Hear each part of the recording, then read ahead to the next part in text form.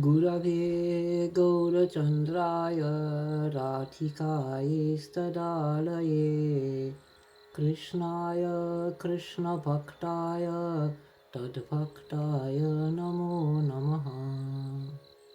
Hare Krishna. Now, Sri Chaitanya Mahaprabhu's Shikshastakam. The 8 verses of the Shikshastaka of Sri Chaitanya Deva were included in Sri Rupa's anthology Padyavali, and whether they were originally conceived as a single work or subsequently arranged into a single theme is not clear. In the first verse are enumerated the gradual stages of the development of bhakti, from the initial commencement of devotional disciplines to the attainment of ecstatic love for Krishna. Cheto darpanamarjanam bhavamahadavagni nirvapanam Shreya kairava chandrika vitaranam vidyavadhu jivanam Anandam buddhivardhanam pratipadam purnamrita swadanam sarvatma snapanam param vijayate Sri Krishna Sankirtanam. The Sankirtan of Krishna I extol, which polishes the mirror of the soul, extinguishes the worldly forest fire, quenching the mind's insatiate desire. As when the moon sheds cool and balmy rays, the lily of eternal good displays unfurling petals and invigorates the wisdom bride, whose favour generates a swelling tide in love's unbounded sea, affording at each step pure ecstasy, the entire self is cleansed of every stain. In Krishna's name such benefits obtain. Footnote. The gradual development of ecstatic love in the aspirant is outlined by Sri Rupa in Bhaktirasamrita Sindhu 1.4, 15 and 16. First there is faith, then holy company, then worship practiced with sincerity. Impediments are attenuated, then relish to which one is addicted. Thereon emotion rises by degrees to the attainment of love's ecstasies. These stages, followed by the aspirant, reveal of love the final fulfillment. The effects of the gradual development of ecstatic love are outlined by Sri Rupa. All sore afflictions it eradicates, and blessedness and fortune generates. It makes emancipation trifling seem, and is rarely attained in the extreme. Its particular, innate property is that of an intense felicity. Love is of such pure happiness the cause, that Krishna's self attracted to it draws. Gajendra, the elephant king, observes this about the effects of devotion in reference to love's unbounded sea in the second half of a well-known verse. When they about your wonderful deeds sing, which all auspiciousness and blessings bring, they are submerged in the unbounded sea of bliss divine and loving ecstasy.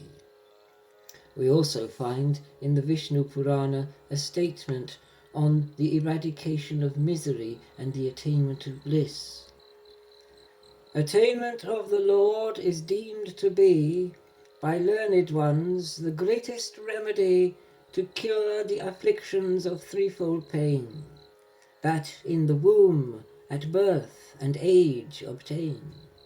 It is attended by exclusive bliss, the singular and final happiness. End of footnote. Verse 2, the power of the holy name. Nam namakari bahuda nija sarva shakti satrarpita niyamita smaranena kala etadrishi tava kripa bhagavan mamapi durdaiva midrishamiha janinanuragaha. Thou art, O Lord, by diverse names renowned, endued with thine own potency profound. Thou hast conferred in disinterested grace no rules of cleanliness or time nor place, in contemplation of thy holy name. Yet I am fraught with misery and shame, since, in despite of thy great favour shown, no love in me for thy sweet name has grown. Footnote: each name with your own potency endowed implies Krishna as a person and Krishna, the name, are the same, unlike the usual distinction between the person and their name. And so it is said in Padma Purana, cited in Bhakti Rasamrita Sindhu 12233. The thought gem of Krishna's name is endued with conscious beauty and beatitude, complete, hallowed, free and unrestrained, since the name is not different from the named. Also, again in Padyavali 26, Sri Vyasa says, of all things sweet, this is purest sweetness, most auspicious of all auspiciousness. It is the choicest, ripest fruit divine that grows upon the Holy Scripture's vine. When uttered in faith or in disdain, a human being straightway doth attain salvation, best of brigus. I proclaim, such is the potency of Krishna's name. Moreover, the imperative injunction says, the sacred name of Hari, Hari's name, the name of Hari is the only gain. Nor this nor that, nor other means are there in Kali's age to bring about welfare. Why? In answer, Shuka states, O king, this Kali age is fraught with vice. Yet there is but one virtue will suffice. By singing Krishna's holy name and fame, the soul may freedom from bondage attain.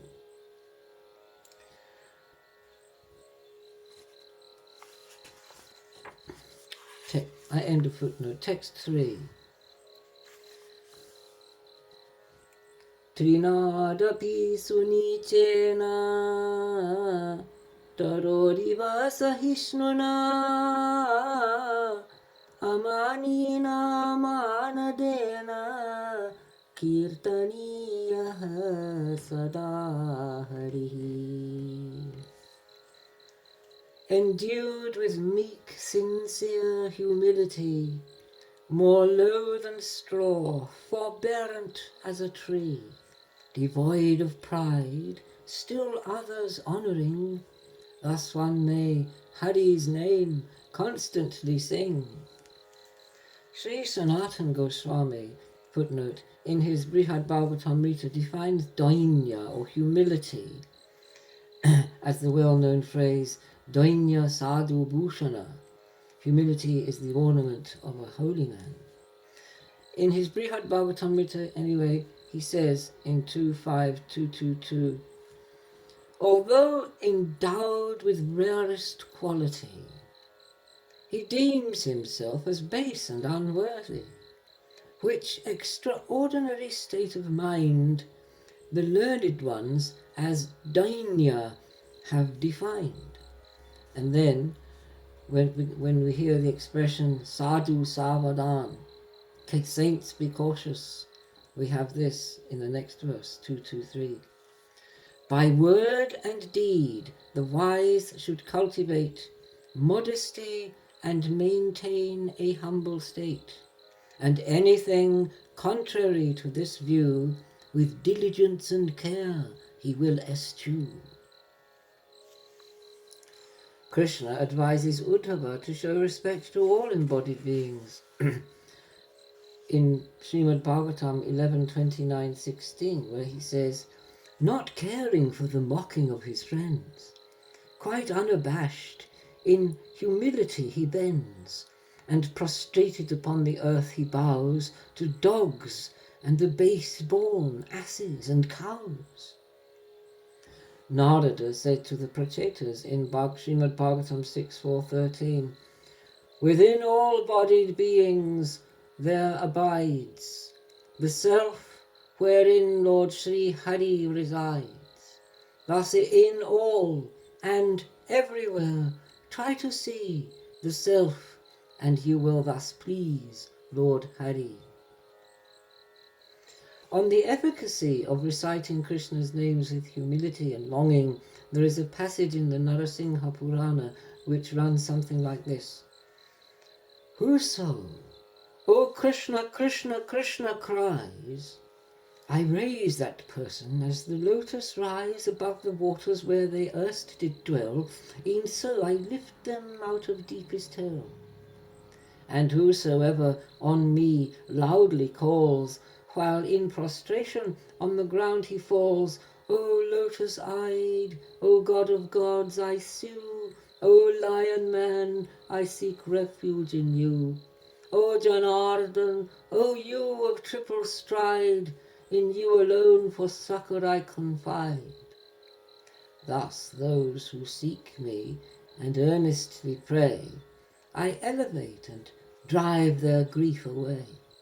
End of footnote. Verse 4.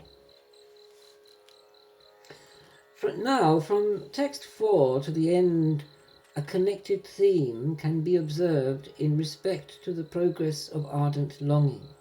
The great master, Sri Chaitanya Mahaprabhu, illustrates by example how the devotee's longing is intensified and augmented.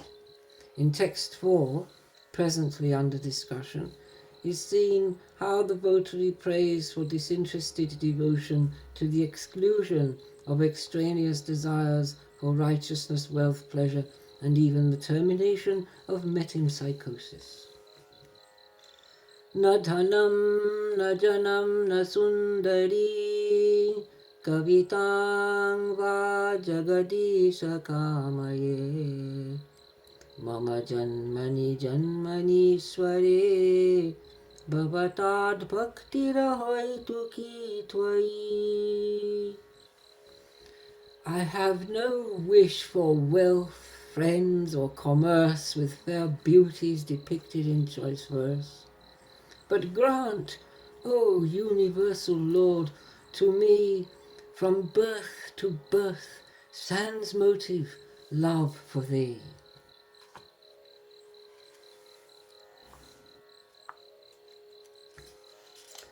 Footnote. In Vritra's prayer from Book 6 of the Srimad Bhagavatam is illustrated the deep longing of the devotee. E'en as the fledgling, with eagerness stirred, awaits the succour of the mother bird, as thirsty calves await the mother kine, as for her husband doth the dear wife pine, thus even so I yearn and long to see a vision, O lotus-eyed one, of thee. Text 5. Ainandatanuja kinkaram patitam avishame bhavambudho kripaya tava pada pankajastita tuli sadrisham vichintaya.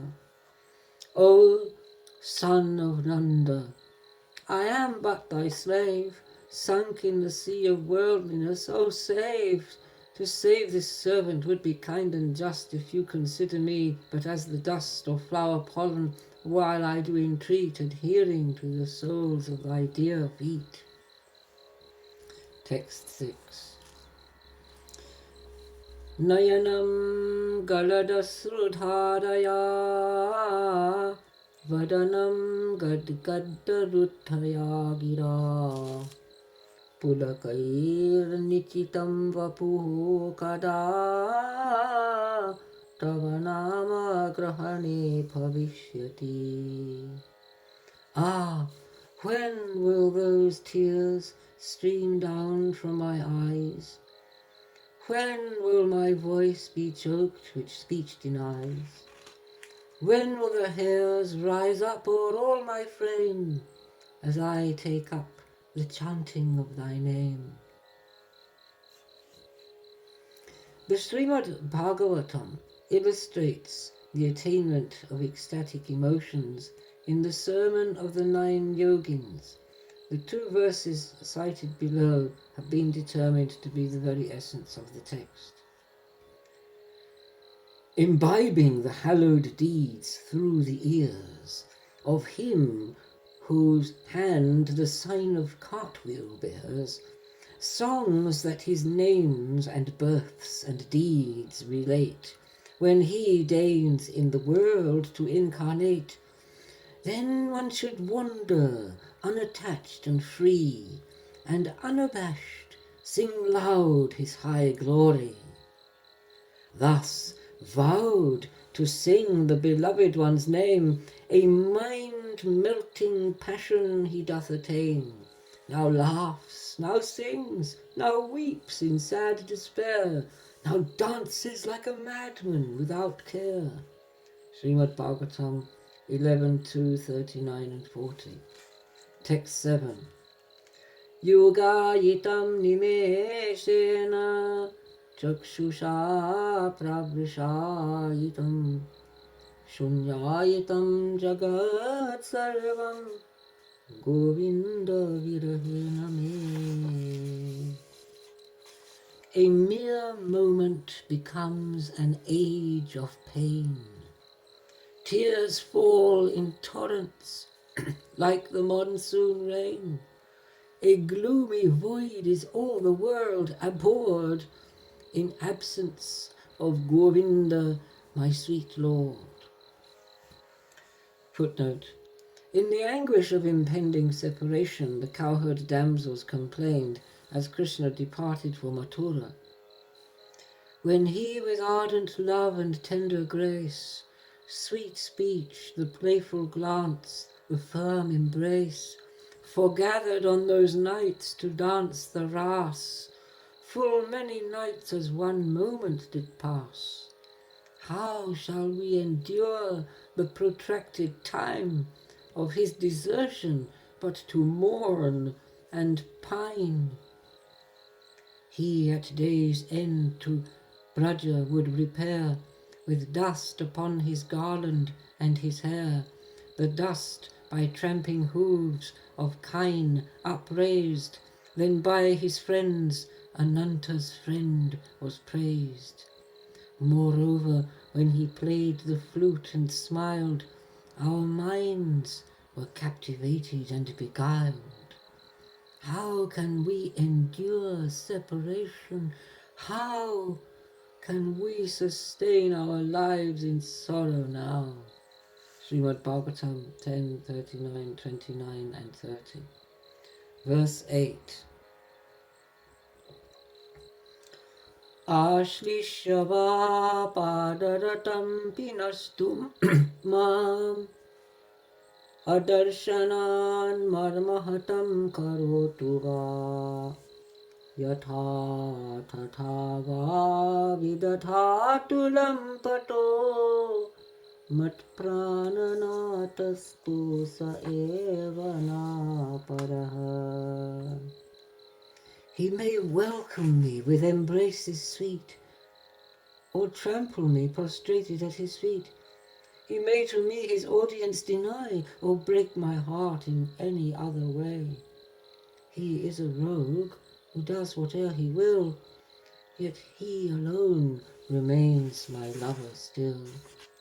And thus ends Sri Chaitanya Mahaprabhu's Shikshastakam, 8 verses of divine instruction and example. Hare Krishna.